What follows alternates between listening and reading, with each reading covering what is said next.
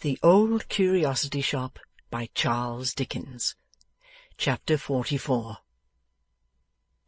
The throng of people hurried by, in two opposite streams, with no symptom of cessation or exhaustion, intent upon their own affairs, and undisturbed in their business speculations by the roar of carts and waggons laden with clashing wares, the slipping of horses' feet upon the wet and greasy pavement, the rattling of the rain on windows and umbrella tops, the jostling of the more impatient passengers, and all the noise and tumult of a crowded street in the high tide of its occupation; while the two poor strangers, stunned and bewildered by the hurry they beheld but had no part in, looked mournfully on, feeling amidst the crowd a solitude which has no parallel but in the thirst of the shipwrecked mariner, who, tossed to and fro upon the billows of a mighty ocean, his red eyes blinded by looking on the water which hems him in on every side, has not one drop to cool his burning tongue.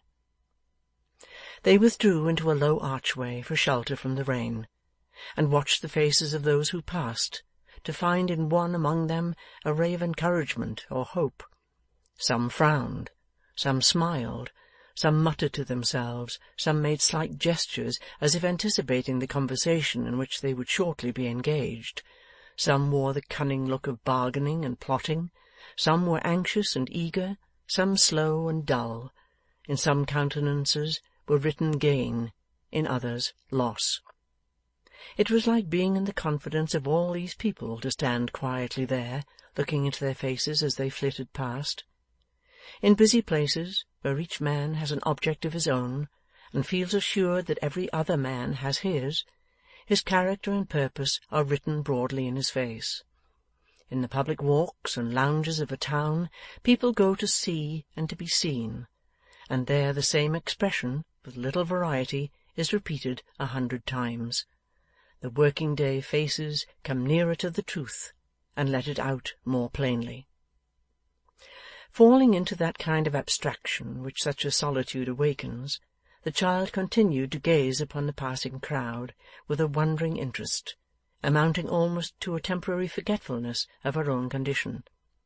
But cold, wet, hunger, want of rest, and lack of any place in which to lay her aching head, soon brought her thoughts back to the point whence they had strayed. No one passed who seemed to notice them, or to whom she durst appeal. After some time they left their place of refuge from the weather, and mingled with the concourse. Evening came on. They were still wandering up and down, with fewer people about them, but with the same sense of solitude in their own breasts, and the same indifference from all around. The lights in the streets and shops made them feel yet more desolate, for with their help night and darkness seemed to come on faster. Shivering with the cold and damp, ill in body, and sick to death at heart, the child needed her utmost firmness and resolution even to creep along. Why had they ever come to this noisy town, when there were peaceful country places, in which at least they might have hungered and thirsted with less suffering than in its squalid strife? They were but an atom, here in a mountain heap of misery, the very sight of which increased their hopelessness and suffering. The child had not only to endure the accumulated hardships of their destitute condition, but to bear the reproaches of her grandfather, who began to murmur at having been led away from their late abode, and demand that they should return to it. Being now penniless, and no relief or prospect of relief appearing, they retraced their steps through the deserted streets, and went back to the wharf, hoping to find the boat in which they had come, and be allowed to sleep on board that night. But here again they were disappointed, for the gate was closed, and some fierce dogs, barking at their approach, obliged them to retreat. "We must sleep in the open air to-night, dear," said the child in a weak voice, as they turned away from this last repulse, "and to-morrow we will beg our way to some quiet part of the country, and try to earn our bread in very humble work." "Why did you bring me here?" returned the old man fiercely. "I cannot bear these close eternal streets. We came from a quiet part. Why did you force me to leave it?'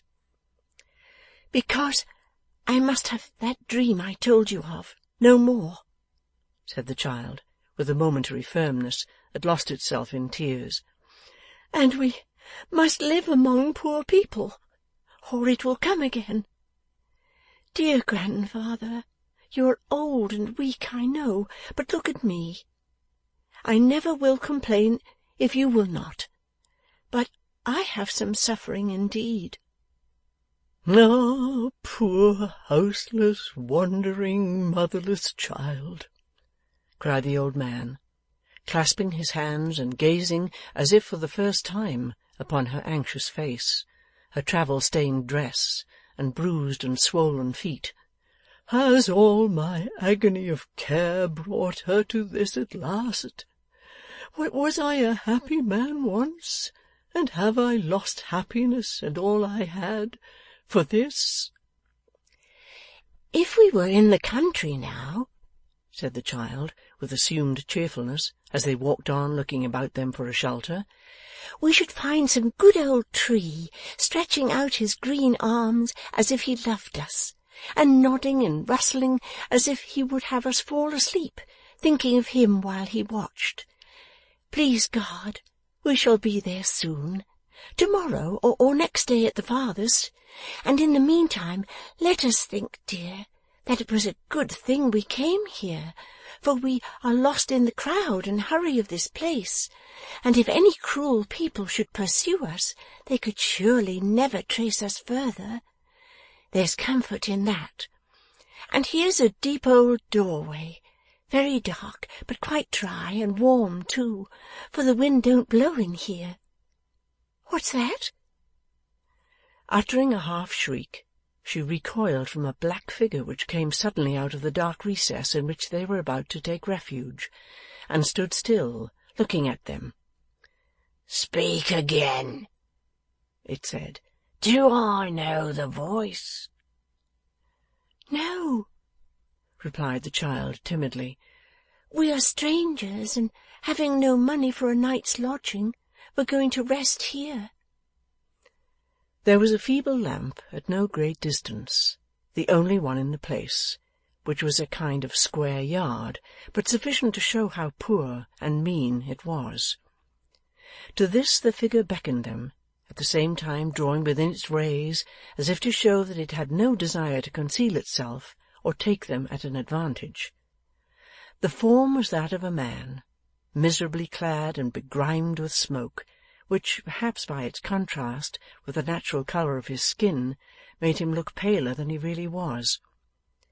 That he was naturally of a very wan and pallid aspect, however, his hollow cheeks, sharp features, and sunken eyes, no less than a certain look of patient endurance, sufficiently testified. His voice was harsh by nature, but not brutal, and though his face, besides possessing the characteristics already mentioned, was overshadowed by a quantity of long dark hair, its expression was neither ferocious nor bad. "How came you to think of resting there?" he said. "Or how," he added, looking more attentively at the child, "do you come to want a place of rest at this time of night?" "Our misfortunes," the grandfather answered, "are the cause." "Do you know," said the man, looking still more earnestly at Nell, "how wet she is, and that the damp streets are not a place for her?" "I know it well, God help me," he replied. "What can I do?" The man looked at Nell again, and gently touched her garments, from which the rain was running off in little streams. "I can give you warmth," he said after a pause. "Nothing else. Such lodgings as I have is in that house," pointing to the doorway from which he had emerged. "But she is safer and better there than here. The fire is in a rough place, but you can pass the night beside it safely if you'll trust yourselves to me. You see that red light yonder?' They raised their eyes and saw a lurid glare hanging in the dark sky, the dull reflection of some distant fire. 'It's not far,' said the man. 'Shall I take you there? You are going to sleep upon cold bricks. I can give you a bed of warm ashes. Nothing better.' Without waiting for any further reply than he saw in their looks, he took Nell in his arms and bade the old man follow. Carrying her as tenderly and as easily too as if she had been an infant, and showing himself both swift and sure of foot, he led the way through what appeared to be the poorest and most wretched quarter of the town, and turning aside to avoid the overflowing kennels or running waterspouts, but holding his course regardless of such obstructions, and making his way straight through them. They had proceeded thus, in silence, for some quarter of an hour, and had lost sight of the glare to which he had pointed, in the dark and narrow ways by which they had come, when it suddenly burst upon them again, streaming up from the high chimney of a building close before them. 'This is the place,' he said, pausing at a door to put Nell down and take her hand. 'Don't be afraid. There's nobody here will harm you.' It needed a strong confidence in this assurance to induce them to enter, and what they saw inside did not diminish their apprehension and alarm. In a large and lofty building, supported by pillars of iron, with great black apertures in the upper walls open to the external air, echoing to the roof with the beating of hammers and roar of furnaces, mingled with the hissing of red-hot metal plunged in water, and 100 strange unearthly noises never heard elsewhere, in this gloomy place, moving like demons among the flames and smoke, dimly and fitfully seen, flushed and tormented by the burning fires, and wielding great weapons, a faulty blow from any one of which must have crushed some workman's skull, a number of men laboured like giants. Others, reposing upon heaps of coals or ashes, with their faces turned to the black vault above, slept or rested from their toil. Others again, opening the white-hot furnace doors, cast fuel on the flames, which came rushing and roaring forth to meet it, and licked it up like oil. Others drew forth, with clashing noise, upon the ground, great sheets of glowing steel, emitting an insupportable heat, and a dull deep light, like that which reddens in the eyes of savage beasts. Through these bewildering sights and deafening sounds, their conductor led them to where, in a dark portion of the building, one furnace burnt by night and day. So at least they gathered from the motion of his lips, for as yet they could only see him speak, not hear him.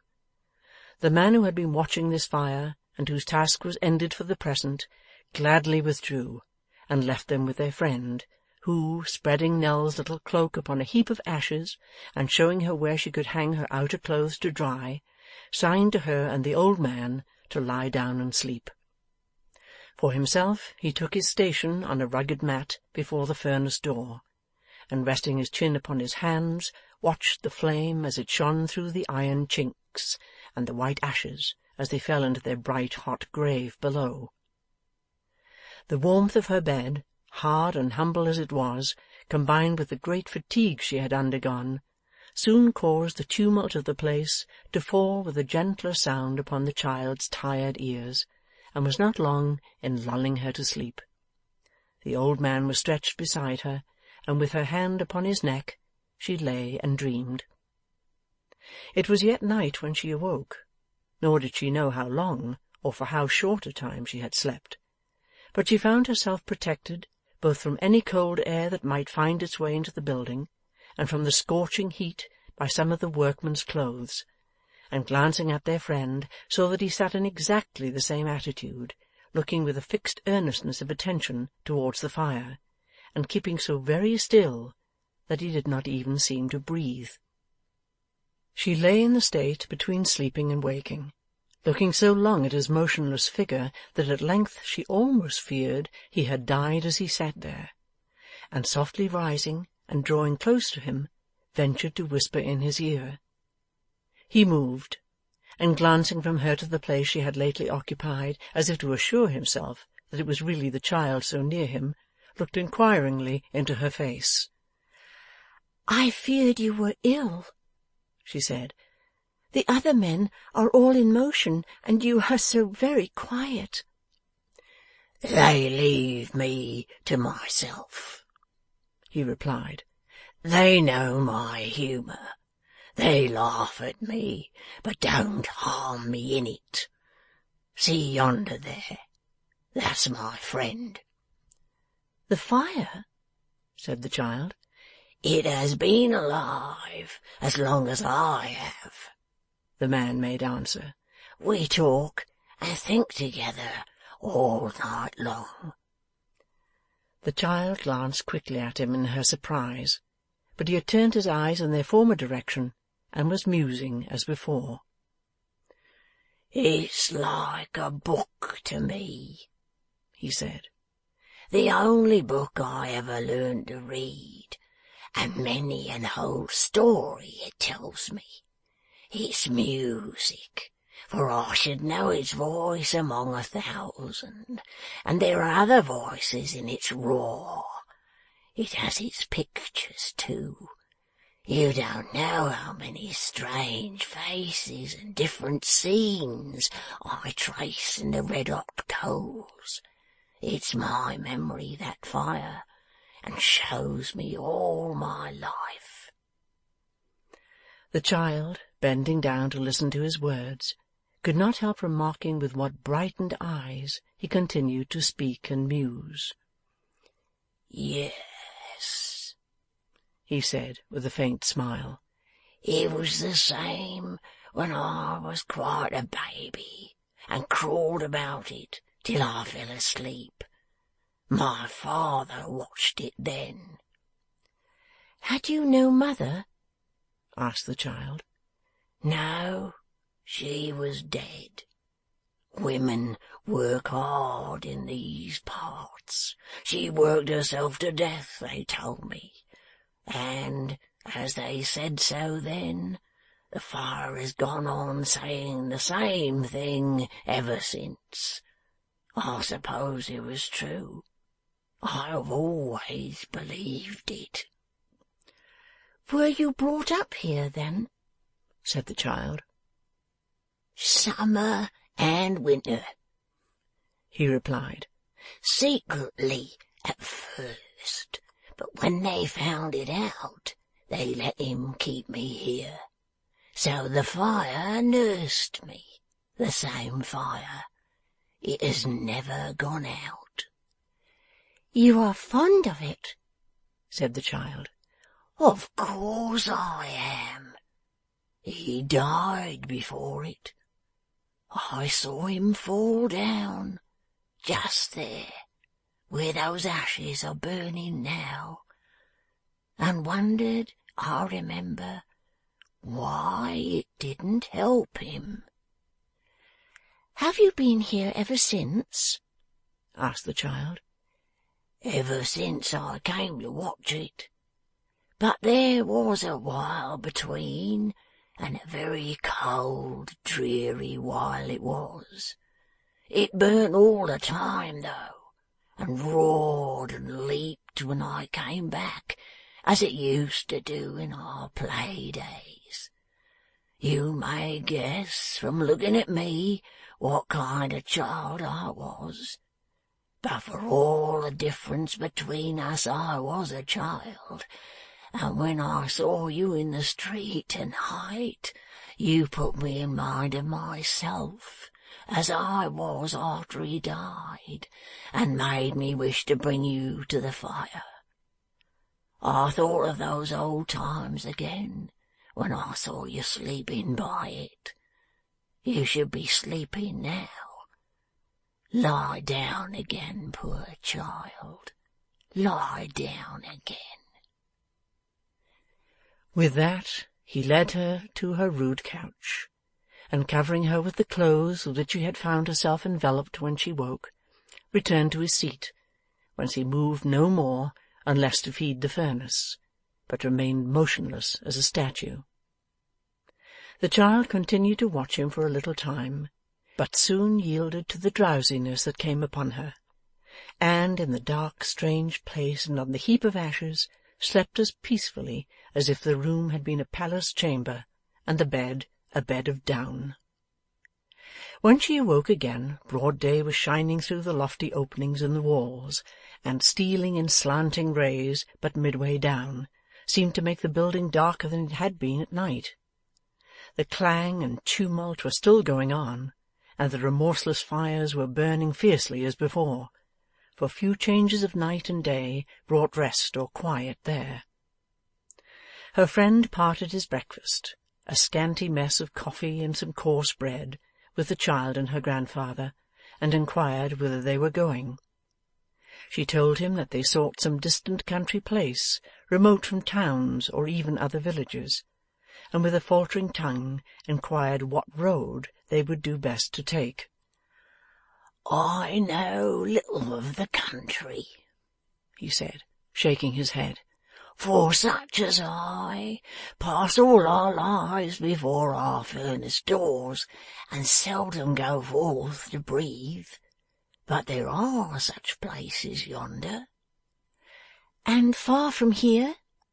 said Nell. "Aye, surely. How could they be near us, and be green and fresh? The road lies, too, through miles and miles, all lighted up by fires like ours.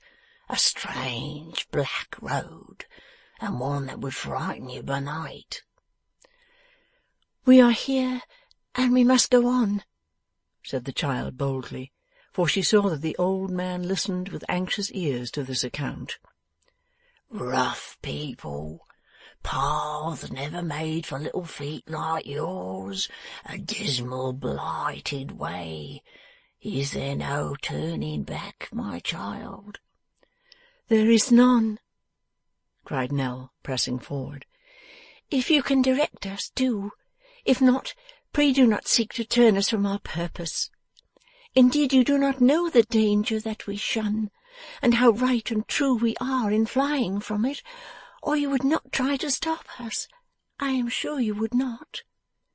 "God forbid if it is so," said their uncouth protector, glancing from the eager child to her grandfather, who hung his head and bent his eyes upon the ground. "I'll direct you from the door the best I can. I wish I could do more."